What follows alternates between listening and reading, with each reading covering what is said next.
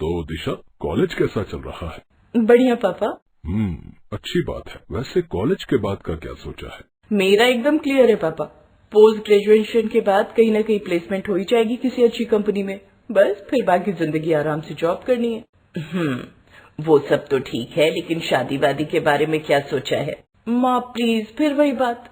मैं अभी पढ़ना चाहती हूँ, जॉब वगैरह कर लो, उसके बाद देखी जाएगी। हाँ, पर जॉब तो शादी के साथ भी हो सकती है ना।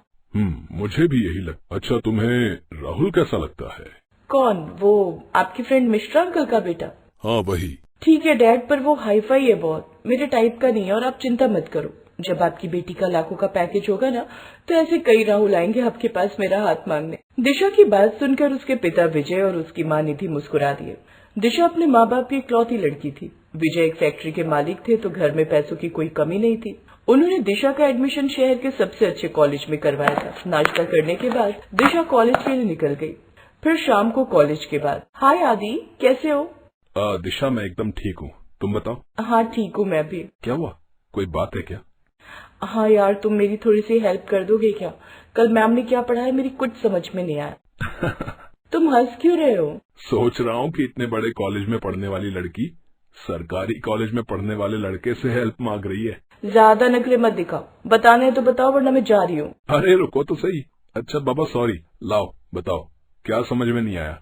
दिशा और आदित्य एक दूसरे से प्यार करते थे, लेकिन सामान्य घर का आदित्य उसी शहर के सरकारी कॉलेज में पढ़ता था। वो दोनों इंटर कॉलेज कंपटीशन में मिले थे और फिर वहीं से एक दूसरे को चाहने लगे। लेकिन ना तो आदित्य ने अपने घर में दिशा के बारे में किसी को कुछ बताया था, और न ही दिशा ने अपने घर में। फिर थोड़ी देर बाद अब बताओ, अब सही है, समझ में आया ये चैप्टर? वाओ यार, तुम्हें तो टीचर होना चाहिए। ओह थैंक यू, पर मुझे कुछ अलग करना है यार लाइफ में ना। हाँ सही बात है, तुम्हारे कॉलेज में तो प्लेसमेंट भी नहीं होती ना। नहीं, मेरे कॉलेज से तो बस डिग्री मिल जाए, वही बहुत है। वक्त गुजरता गया। दिशा और आदित्य अब एक दूसरे को और चाहने लगे थे।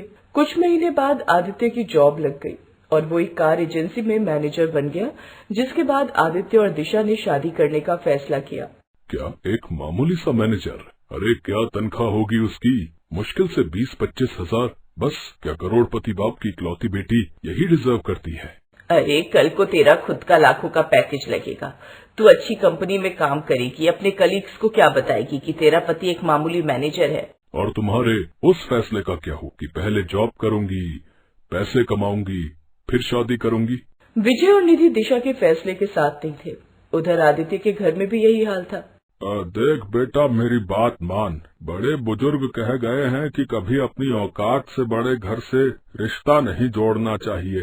देख बेटा, उसके माँ बाप को तो यही लगेगा ना कि हम लालची हैं, दहेज और पैसा चाहते हैं। अरे क्या जरूरत है इस सब की। दोनों परिवार मना करते रहे, लेकिन न तो दिशा मानी और न ही आदित्य, और दोनों ने शादी कर ली। शादी के बाद दिशा आदित्य के घर आ गई। आदित्य के घर में उतनी सुविधाएं नहीं थी, लेकिन आदित्य के साथ शादी करके वो खुश थी। सब कुछ ठीक चल रहा था, लेकिन फिर एक दिन। आदि, जल्दी इधर आओ। क्या हुआ दिशा, बहुत खुश लग रही हो? पापा मम्मी आप भी आओ ना। अरे पर हुआ क्या, ये तो बताओ। ये लो आदि, इसे जरा जोर से पढ़ो तो। आदित्य ने वो लेटर पढ़ना शुरू किया जो दिशा ने उसे दिया था।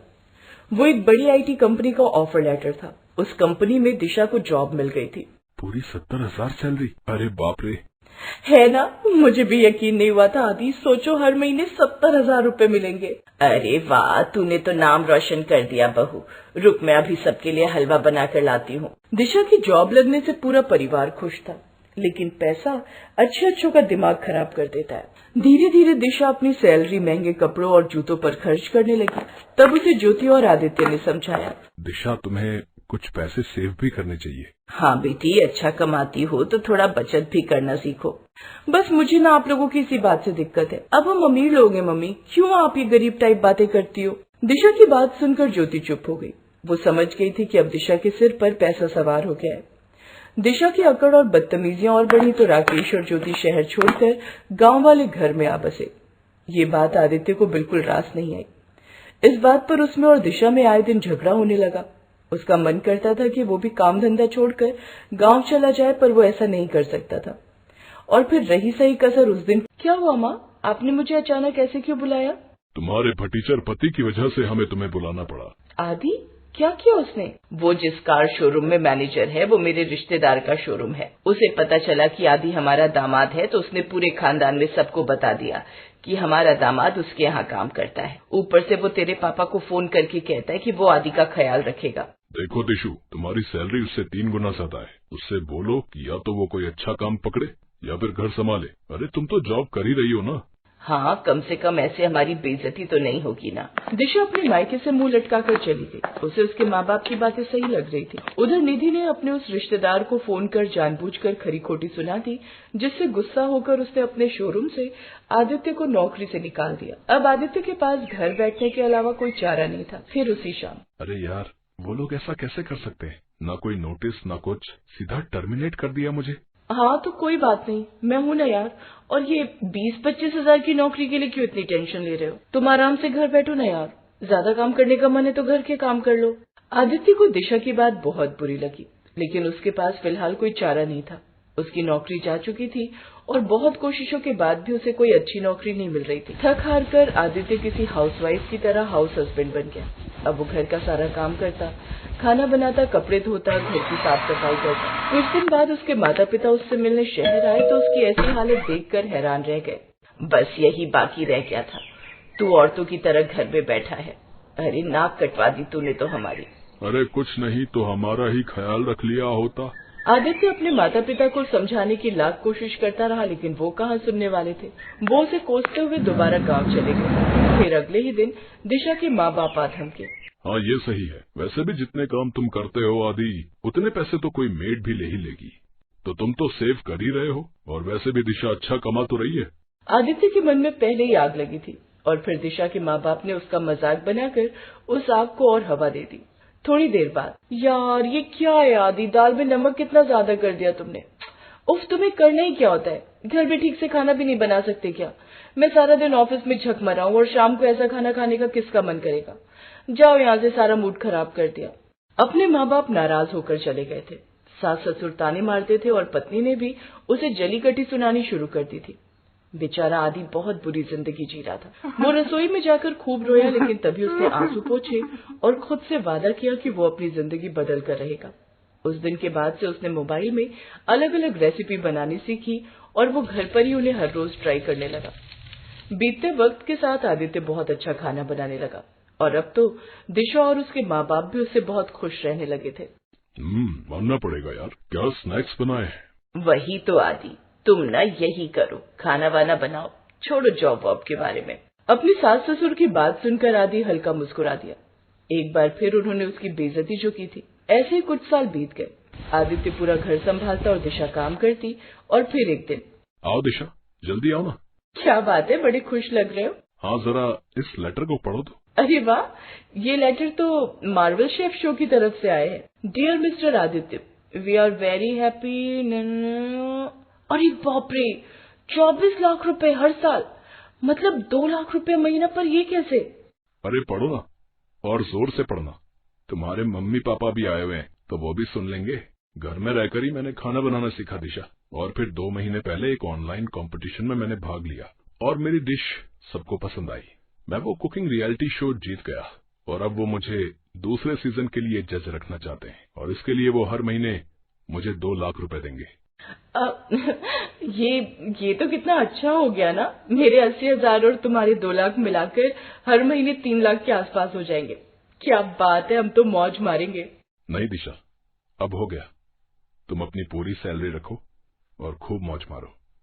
मैं अपनी कमाई से अपने माँ बाप की सेवा करूंगा। दिशा की लात मनाने पर भी आदित्य ने अपना फैसला नहीं बदला, तो आखिर में मुंह लटकाए दिशा वहां से चली गई। अब उसे अपनी गलती का एहसास हो रहा था, लेकिन आदित्य उसे माफ करने वाला नहीं था। वो अपने गांव के लिए निकल चुका था, अपने बूढ़े माँ बाप को लाने के लिए और अपना खोया हुआ आत्मविश्वास फिर से पा।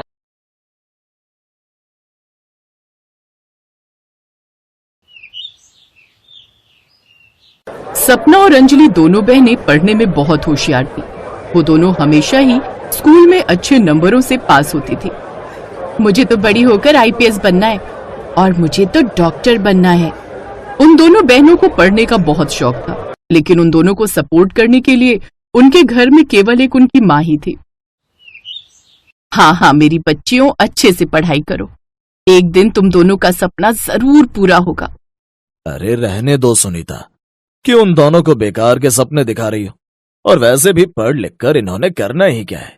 मैं तो कहता हूँ इन्हें चूल्हा चौके का काम सिखाओ, कल को ससुराल जाएंगी तो काम आएगा।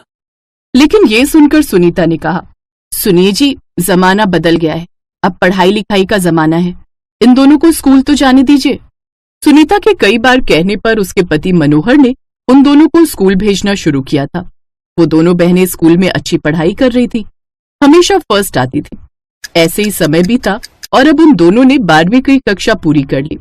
जैसे ही उनके 18 साल पूरे हुए, उन तीनों के पिता ने कहा, अब इनकी शादी करवानी होगी, इनके लिए कोई लड़का ढूंढना होगा। लेकिन बाबा, अभी तो हमें आगे पढ़ाई करनी है। हाँ बाबा। फिर कुछ दिनों बाद सुनीता का बीपी हाई होने से उसके सर की नस फट गई और उसकी मौत हो गई। ऐसे ही समय बीता। 2 महीने बाद मनोहर का बड़ा भाई उनके घर आया। अरे तूने ही अब तक अपनी बेटियों को कवारा बैठा रखा है, नहीं तो अपने गांव में सबकी शादी 18 होते पूरी हो जाती है। अब बिन माँ की बच्चियां हैं, कहीं ऊंच नीच हो गई तो जल्दी से इनके लिए लड़का देख और इनके हाथ पीले कर दे। अपने बड़े भाई की बात सुनते ही मनोहर ने उनके लिए लड़का देखना शुरू कर दिया और फिर एक ही परिवार में दोनों बहनों की शादी तय कर दी। लेकिन बाबा, ऐसे तो हमारी ख्वाहिश अधूरी रह जाएगी, हम शादी करके क्या ही कर पाएंगे। नहीं अंजलि, ऐसा नहीं सोचते। ऐसी भी कई लड़कियां हैं जो शादी के बाद पढ़ाई करती हैं और अपना करियर बनाती हैं। हम दोनों शादी के बाद पढ़ाई करेंगे और सरकारी नौकरी हासिल करेंगे। अपने बाबा के कहने पर उन दोनों ने शादी कर ली, लेकिन पढ़ाई की वजह से उनकी माँ ने कभी उनसे ज्यादा काम नहीं करवाया था, जिस कारण वो दोनों काम में इतनी माहिर नहीं थी। इसलिए अक्सर अपनी सास के ताने वो सुनती रहती। एक रोज उनकी सास, देखो, जितना भी पढ़ना था शादी के पहले पढ़ लिए, अब आगे की पढ़ाई करने की कोई जरूरत नहीं। इस घर में ये सब नहीं चलता, ये सब छोड़ो और अब घर संभालो चुपचाप से। लेकिन उन दोनों के मन में तो कुछ और ही चल रहा था। 2 दिन बाद उनकी सास सुलोचना अपनी सहेली के घर जाती है। अंजलि, माँ जी घर पर नहीं है, चलो जल्दी से यूनिवर्सिटी चलकर फॉर्म भराते हैं। हाँ हाँ, ये ठीक रहेगा। वो दोनों जल्दी से यूनिवर्सिटी जाती हैं और फॉर्म भराती हैं, साथ ही किताबें भी ले आती हैं। वो किताबें उन्होंने अपने बैग में छुपा ली, लेकिन जब वो घर पहुंची तो उन्होंने देखा उनकी सास सुलोचना सामने खड़ी है। कहाँ गई थी तुम दोनों? माँ जी, वो हम बाजार गई थी कुछ सामान लाने के लिए। दिखाओ तो क्या सामान लाई हो। लेकिन तभी बाहर से उसकी पड़ोसन उसे कीर्तन के लिए बुलाने आ जाती है। सुलोचना उसके साथ चली जाती है और इस तरह वो बच जाती है। उन दोनों के पति ज्यादातर काम के सिलसिले में बाहर ही रहते, इसलिए दोनों को अपने अपने कमरे में बैठकर पढ़ाई करने का मौका मिल जाता है। अब उन दोनों ने दिन रात मेहनत शुरू कर दी। दूसरी तरफ मनोहर ने अपनी बेटियों की शादी के लिए बहुत सारा कर्ज जमींदार से उठा रखा था, जिसको न चुकाने के कारण जमींदार ने उसकी जमीन पर कब्जा कर लिया, साथ ही उसे घर से निकाल दिया। इन बेटियों को ब्याहने के चक्कर में मैं आज सड़क पर आ गया। उधर उन दोनों बहनों ने अपने सपने पूरे करने पर जोर लगा दिया। फिर कुछ दिन बाद वो दोनों एक साथ गर्भवती हुई। फिर एक रोज जब उनका एडमिट कार्ड घर पर आया तो चपरासी वो कार्ड उनकी सास के हाथ देकर चला गया। अच्छा, तो ये दोनों पढ़ना चाहती हैं। अपने बेटों को ये बात बताती हूँ, तभी उनकी अक्ल ठिकाने आएगी। शाम को सुलोचना ये बात अपने दोनों बेटों को बताती है। बड़ी चर्बी चढ़ी है ना तुझे पढ़ाई करने की? पढ़ लिख कर नौकरी करनी है क्या? हम पढ़ लिख कर सरकारी नौकरी करना चाहते हैं। अरे पागल हो गई हो क्या दोनों? सरकारी नौकरी कोई बाजार में मिलने वाली चीज नहीं है जो गई और खरीद ली। अच्छे अच्छे पढ़े लिखे लोगों के जूते घिस जाते हैं। आई बड़ी सरकारी नौकरी करने वाली। उन दोनों के पति उनकी खूब पिटाई करते हैं और उन्हें घर से निकाल देते हैं। वो दोनों अपना एडमिट कार्ड, किताबें, कुछ सामान साथ में लेकर घर चली जाती हैं। अब हम क्या करें अंजलि? अब हमारे पास पढ़ने के अलावा और कोई रास्ता नहीं है। अब हमें वो हासिल करना ही होगा जो हम चाहती हैं। फिर फुटपाथ के पास उन्होंने अपनी साड़ियों से घेर कर एक झोपड़ी बना ली और वहां बैठकर पढ़ने लगी। दिन में वो भीख मांगकर गुजारा करती और शाम के बाद से स्ट्रीट लाइट की रोशनी में पढ़ने लगी। ऐसे ही कई दिन बीत गए। जब उन दोनों ने सिर्फ पानी पीकर अपना पेट भरा, लेकिन पढ़ना नहीं भूली। फिर उनके फर्स्ट सेमेस्टर के एग्जाम हुए, जहां उन दोनों ने पूरे कॉलेज में टॉप किया। कॉलेज के प्रिंसिपल को उन दोनों की कहानी पता चली। उन्होंने दोनों बहनों से कहा, आज से तुम दोनों कॉलेज के हॉस्टल में ही पढ़ोगी और खूब मन लगाकर पढ़ना। अब मैं भी तुम दोनों की उड़ान देखना चाहता हूँ। सच में प्रिंसिपल साहब, आपका बहुत बहुत शुक्रिया। अब से वो दोनों हॉस्टल में ही रहने लगी, साथ ही वहां थोड़े बहुत काम भी करने लगी, जिससे उन्हें 2 वक्त का खाना भी मिलने लगा। कुछ समय बाद दोनों बहनों ने बच्चों को जन्म दिया। अंजलि ने बेटे और सपना ने बेटी को जन्म दिया। अब वो अपने बच्चों की भी देखभाल करती, साथ ही पढ़ाई जारी रखी। ऐसे उन दोनों ने कॉलेज पास कर लिया। अब बारी थी उनके बचपन के सपने को पूरा करने की। अंजलि ने डॉक्टरी और सपना ने आईपीएस का एंट्रेंस एग्जाम दिया। वो दोनों सेलेक्ट तो हो गई, लेकिन कॉलेज खत्म होने के कारण अब उनको हॉस्टल छोड़ना पड़ा और एक बार फिर वो फुटपाथ पर आ गई और वहीं पर बच्चों को कोचिंग भी देने लगी, साथ ही अपनी पढ़ाई करती रही। ट्यूशन से मिले पैसों से वो अपने बच्चों को पालने लगी और अपनी पढ़ाई का खर्च उठाने लगी। कुछ समय बाद एग्जाम देकर उनको अपनी मंजिल मिल गई। दोनों को सरकारी नौकरी मिल गई। अंजलि डॉक्टर बन गई और सपना आईपीएस। आखिरकार हमारा सपना पूरा हो गया। इसे पूरा करने के लिए हमने कितनी मेहनत की। आपका बहुत बहुत शुक्रिया भगवान। उधर उनके दोनों पतियों की फैक्ट्री में आग लग गई और उनका काम छूट गया। जो घर था उसे कर्जदारों ने ले लिया। अब वो सड़क पर आ गए। एक रोज दोनों बहनों ने भंडारा करवाने की ठानी।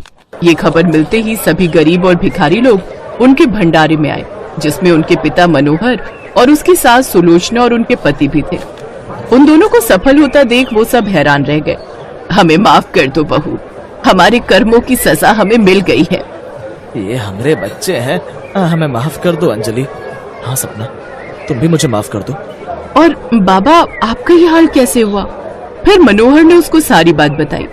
अपनों का ये हाल देख उन दोनों बहनों को उन पर दया आ गई और उन्होंने सब कुछ भुलाकर उन सबको अपना लिया। अब अपनी दोनों सरकारी नौकरी वाली बहुएं खुशी खुशी नौकरी करती और उसकी सास उनके दोनों बच्चों का ध्यान रखती।